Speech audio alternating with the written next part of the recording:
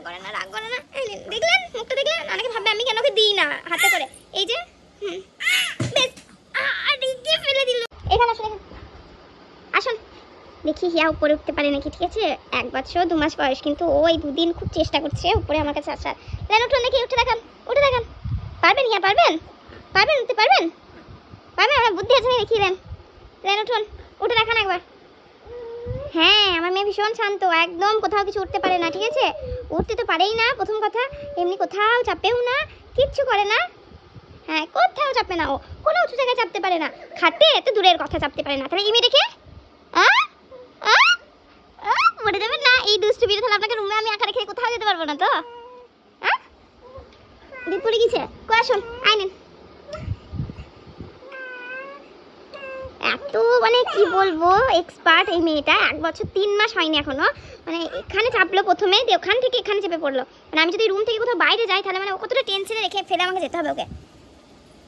পড়ে জানতে কি হবে আমি না থাকলে? শোনা, এইটুকু মেয়ে হিয়া আর করবেন কখনো? বলে করবো না, বলুন করবো না, করতে নেই মনে। এই পাটা কেন এরকম? পাগুলো এরকম কেন? পাপা বলে ঠিকই বলে, নিজের ইচ্ছা মতো থাকবে। এই দিদিটা যদি আমি হাতে করে নিয়ে খাওয়াই একদম পছন্দ হয় না। এই বেবে বেবে নেবো না, বেশ আপনি খান, বেশ নেবো না, রাগ করে না, বেশ বেবে রাগ করে না। দেখলেন মুখটা দেখলেন? অনেকে ভাববে আমি কেন ওকে দিই না হাতে করে। এই যে বেশ ফেলে দিল।